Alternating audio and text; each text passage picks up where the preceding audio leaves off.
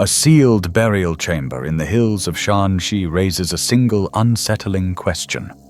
How can an object that appears centuries ahead of its era end up inside a tomb untouched since the Ming dynasty?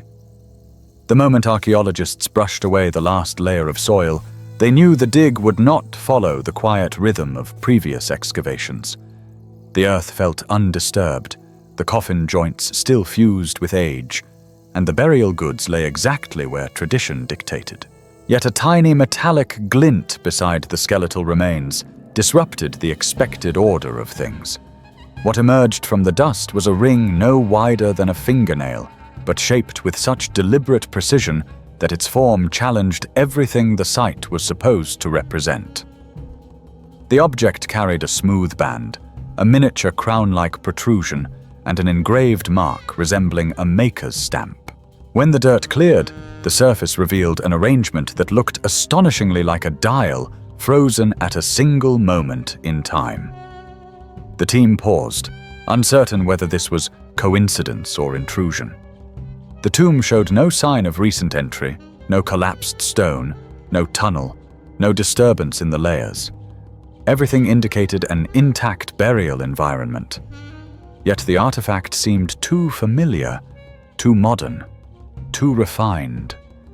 Specialists photographed it under controlled light. Some noted corrosion patterns consistent with long-term burial, while others argued it was impossible for an item resembling a contemporary accessory to appear here by accident. That contradiction set the stage for a deeper mystery. Conservators proposed that it might be a decorative ring whose shape happened to echo modern designs. A rare but harmless coincidence, but the more closely they looked, the less accidental the form felt. The proportions were balanced. The tiny protrusion was deliberate. The engraving followed an orderly pattern, as if created by a tool capable of fine scoring. This led to another question. What workshop in 17th century China would craft an object so mechanically detailed, yet leave no comparable pieces in surviving records? Skeptics insisted the resemblance was superficial. They pointed to burial contamination, insisting the soil could have been disturbed decades earlier. But stratigraphic studies contradicted that, showing stable compaction over centuries. Local historians added a different layer to the discussion. They spoke of Ming artisans known for intricate metalwork, capable of producing delicate filigree and miniature charms. Perhaps, they said, the piece was a symbolic item created for ritual, representing protection or status. This interpretation carried cultural weight, aligning with burial customs that valued personal items linked to identity. Yet it struggled to explain why the design resembled technology created far outside the region, long after the dynasty's fall. That contradiction invited alternate readings. Some researchers proposed cross-cultural influence, suggesting the shape might echo foreign jewelry circulating through early trade routes. Others leaned toward misidentification, arguing that the object's functions had nothing to do with timekeeping, only with decoration. Still, doubts lingered. Laboratory analysis revealed a metal composition typical of late imperial craftsmanship, not of recent alloys. Soil deposits adhered tightly to microscopic crevices, suggesting long-term burial rather than modern intrusion. And the frozen visual moment, a marked point on the tiny face, invited further speculation. Was it symbolic, arbitrary, or intentionally placed to convey a message now lost to context? Each hypothesis brought clarity but opened new uncertainty. In the end, the artifact remains an enigma suspended between cultural symbolism and technological familiarity. Its presence inside a sealed tomb challenges assumptions about coincidence and craftsmanship. Whether it represents a misunderstood ritual object, an outlier of artisanal creativity, or simply a misread artifact shaped by the biases of modern eyes, its mystery continues to provoke debate. The deeper implication endures quietly. Our understanding of the past is never complete, and sometimes the smallest object can fracture the certainty of an entire narrative. When a miner cracked open a lump of lignite near the Austrian town of Wolfsegg in 1885, he wasn't searching for mysteries. Yet from that shattered coal emerged something angular, deliberate, and unexplainable, a small metallic object, geometrically precise, buried in a stratum said to be 60 million years old. Known later as the Wolfsegg iron or Salzburg cube, this artifact would come to represent a riddle, one not just about human history, but about the very boundaries of time itself. Roughly the size of a closed fist, the cube-shaped object possessed flat, parallel sides and a groove slicing cleanly around its midsection. Its edges were sharp, its symmetry almost mathematical.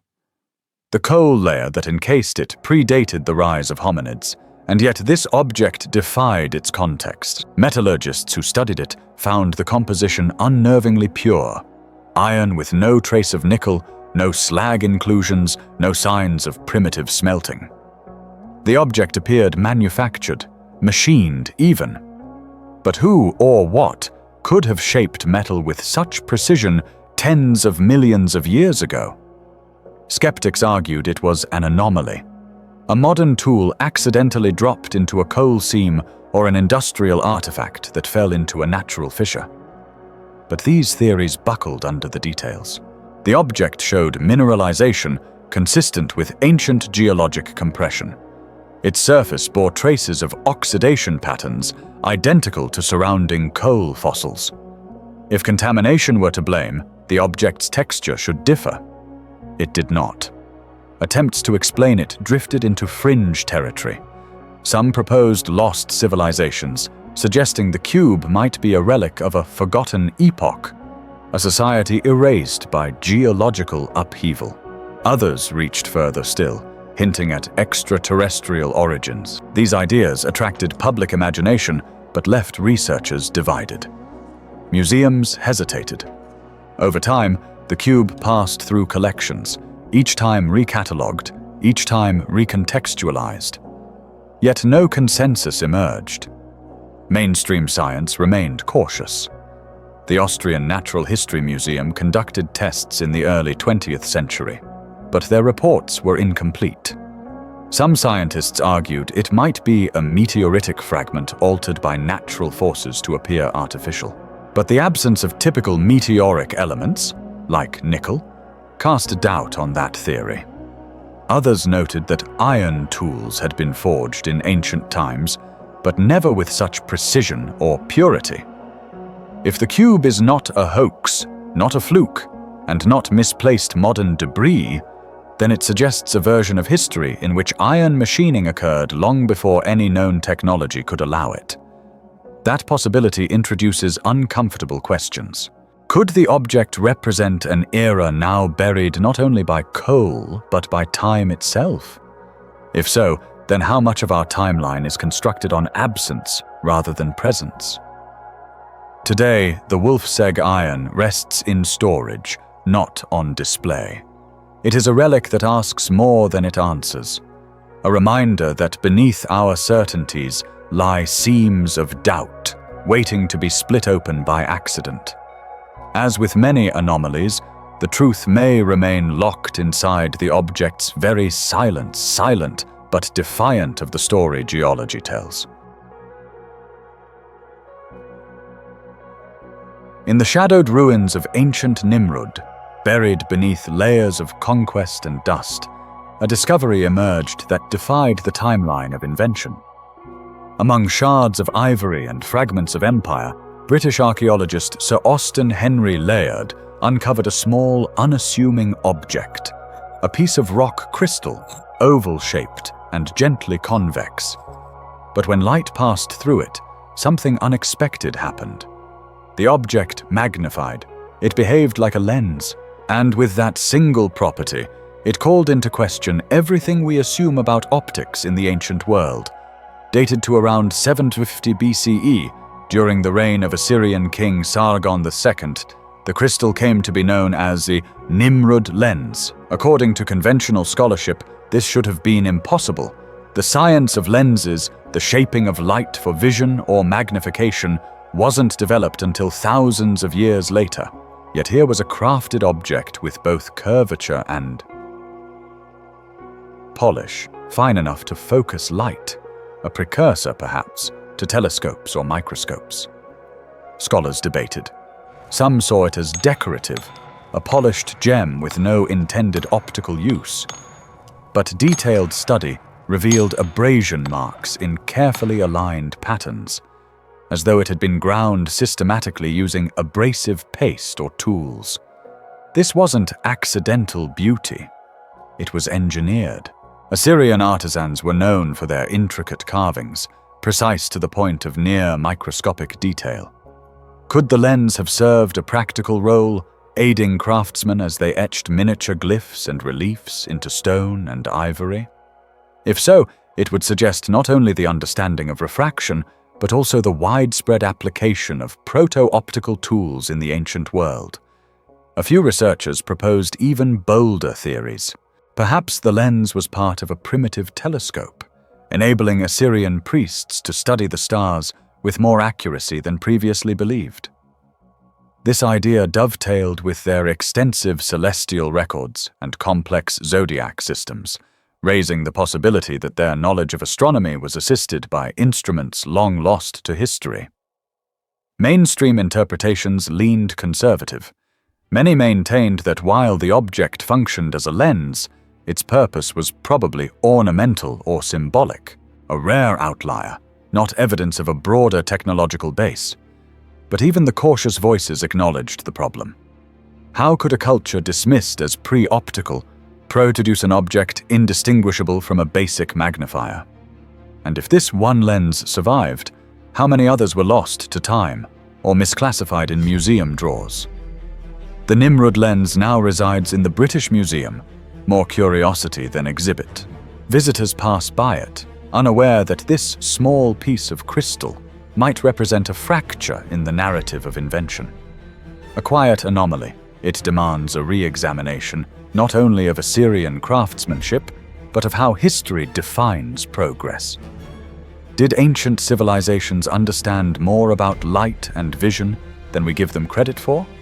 Or have we simply forgotten to look for the evidence in plain sight?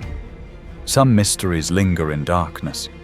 Others, like this lens, are defined by how they handle the light.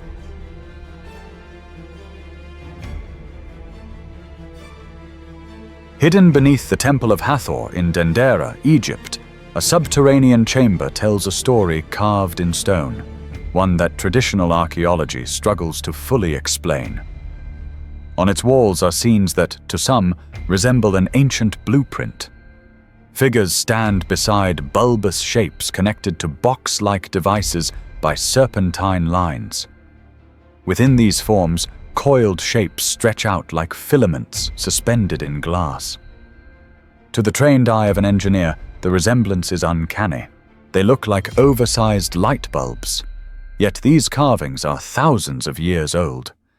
This chamber, inaccessible to most and cloaked in the thick silence of antiquity, gave rise to the Dendera light theory, a controversial interpretation that suggests the ancient Egyptians possessed electrical knowledge far beyond what history allows. Mainstream Egyptologists assert the carvings are symbolic, showing the birth of the universe or deities emerging from lotus flowers. They identify the serpent as the symbol of divine energy or rebirth. But the alternative view sees technological metaphor, not myth. Proponents point out the lack of soot or burn marks in tombs and temple corridors. How, they ask, were these deep inner sanctuaries illuminated for artists to paint and carve such detailed work? Oil lamps would leave residue. Yet the walls are clean. Some theorists propose the existence of a rudimentary lighting system, perhaps powered by chemical reactions or primitive electricity. They draw connections between the carvings and known electrical devices, the Baghdad battery, for example, another ancient object argued to demonstrate electrochemical capability. Could it be that the Dendera panels are part of the same forgotten technological tradition? Traditional scholars push back hard.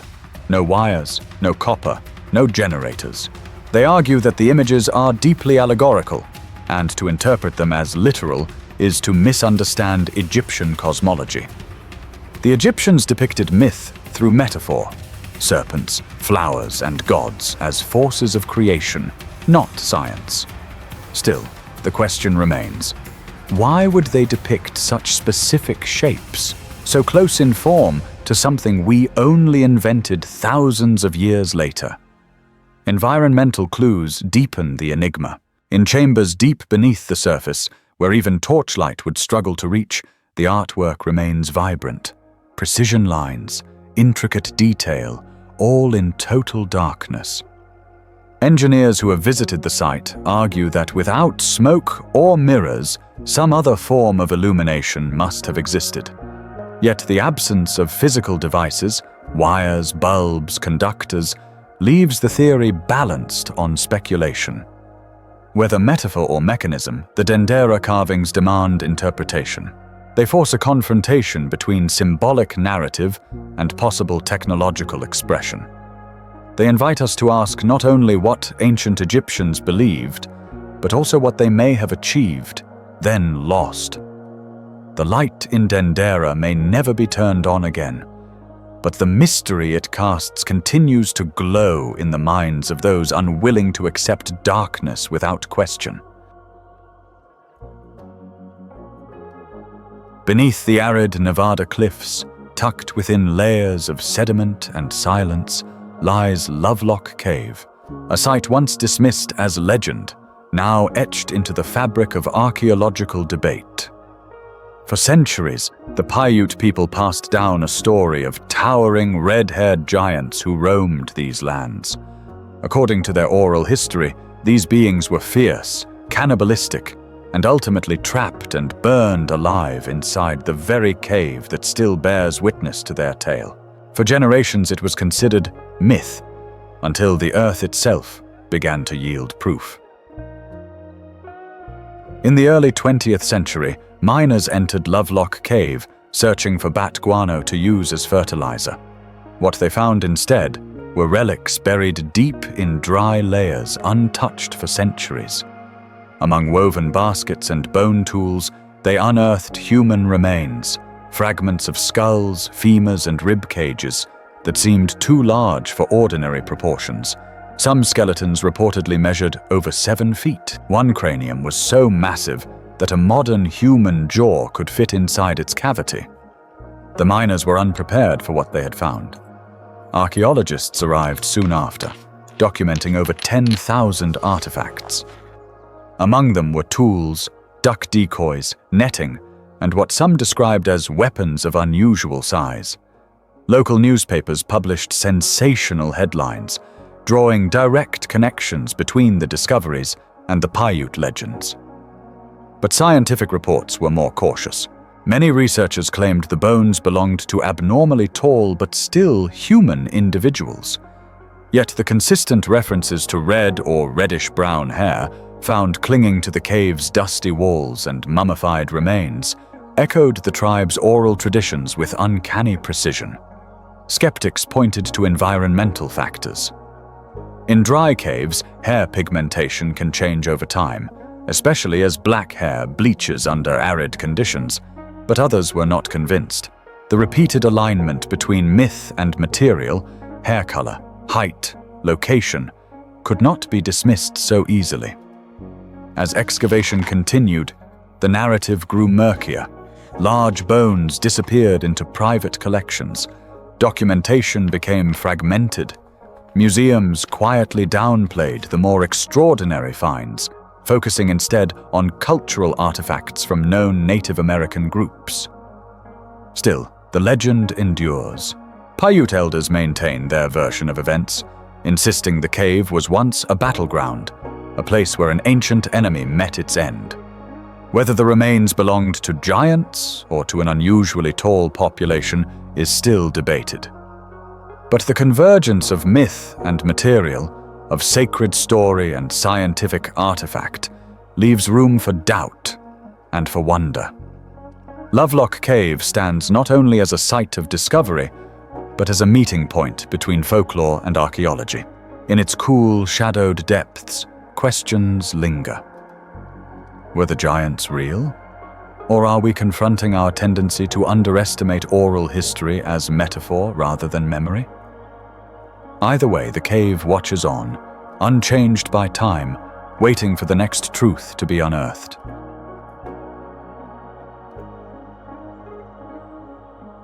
In the heart of Baghdad, nestled among ruins and relics of a once mighty Mesopotamian empire, archaeologists in the 1930s unearthed a curious artifact that defied immediate explanation. It was a clay jar, just a few inches tall, sealed with asphalt and containing an iron rod encased in a copper cylinder. At first glance, it looked like nothing more than a storage vessel. But when examined more closely, the design appeared functional, engineered. Some researchers proposed a radical theory. This could be an ancient battery. If true, it would predate the invention of electricity by nearly 2 millennia. Now known as the Baghdad Battery, this artifact is believed to originate from the Parthian period, around 200 BCE. Its construction is simple yet suggestive. The jar could theoretically be filled with an acidic liquid, like vinegar or wine, that, when combined with the copper and iron, would generate a mild electric charge. Experiments conducted in modern labs have proven that replicas of the jar can indeed produce small voltages. But the real question is, why would ancient peoples build such a device?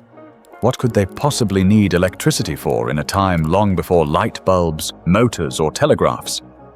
Some theorists suggest electroplating. The idea is that artisans may have used primitive batteries to coat objects with thin layers of precious metals, giving mundane items a golden sheen. Others speculate on medical uses, perhaps a form of electrotherapy, though no direct evidence supports this. More imaginative proposals include ceremonial use or even lost technological knowledge handed down from an earlier, forgotten civilization. Mainstream scholars remain skeptical. They argue that the battery interpretation is overstated. Perhaps the components had separate functions. The iron rod could have been part of a scroll, the copper a holder, the jar simply a container. The combination might be coincidental. Critics note the absence of wires, conductors, or corroborating tools that would indicate widespread electrical use. Without context, the claim seems speculative, but absence of evidence is not evidence of absence. If the battery was a rare experimental device, limited in use or symbolic in nature, it's possible that we're only glimpsing a fragment of a broader, undocumented practice. Cultural knowledge can vanish swiftly when empires fall, temples burn, and texts decay. Could it be that the knowledge of electricity flickered once in the ancient world, only to be extinguished and rediscovered centuries later? The Baghdad Battery remains an enigmatic object. It offers a tantalizing glimpse into the ingenuity of a civilization that may have brushed against principles we now take for granted. Whether tool, symbol, or coincidence, it reminds us that human curiosity stretches far beyond the boundaries we draw around history. Perhaps, in some forgotten workshop 2,000 years ago, a craftsman watched a spark leap from metal to metal and wondered, like we still do, what other forces lay waiting to be harnessed.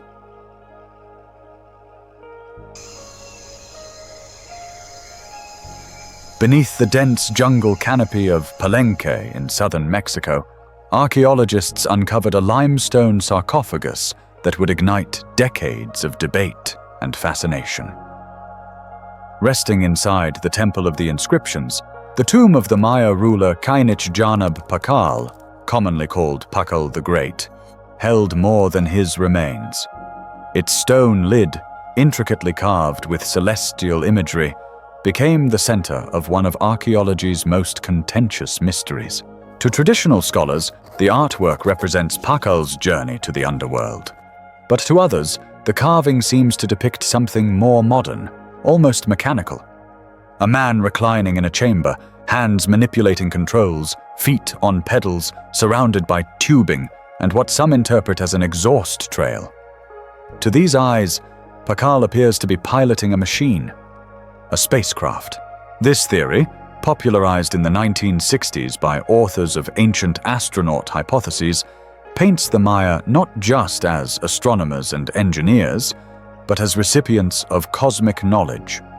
Supporters point to the Mayas' precision calendars, their deep astronomical understanding, and their mythic descriptions of sky beings and celestial travelers. Could the image on Pakal's sarcophagus be a stylized record of a real event? Or a technology encoded in metaphor? Or are we projecting modern concepts onto ancient symbols? Mainstream archaeologists dismiss the spaceship interpretation. They assert that the sarcophagus lid is rich in spiritual symbolism, showing Pakal descending into Xibalba, the Maya underworld, encircled by the world tree and celestial serpents. Every element, they argue, has religious meaning grounded in well-documented Maya cosmology. The apparent machinery is an illusion formed by our unfamiliarity with ancient artistic conventions. Yet the resemblance persists in popular imagination. Adding complexity to the story is Pakal himself. His body was unusually well preserved, with a jade funerary mask, ornate jewelry, and skeletal measurements that suggest an unexpected height and build. Some suggest he ruled far longer than expected, dying around 80, remarkably old for the era. His tomb, unmatched in grandeur, only deepens the enigma. How did the Maya construct such a complex, water-sealed burial chamber deep within a pyramid without modern tools? And why such emphasis on the stars, on descent, on celestial rebirth? Theories diverge. Some see Pakal's tomb as proof of lost knowledge, astronomical, technological, even interstellar. Others insist it reflects mythological archetypes common to human culture, rooted in dreams of death and transformation. But both camps agree on one thing: the carving speaks across time, inviting interpretation. In Palenque, the jungle is slowly reclaiming stone. Roots curl around glyphs, leaves shadow the light. Yet inside the temple, the image of Pakal endures, unmoving, unresolved. Was he ascending to the heavens or descending into legend? History often resists simple answers. Perhaps that is its truest lesson. Subscribe to the channel, leave comments and share the videos.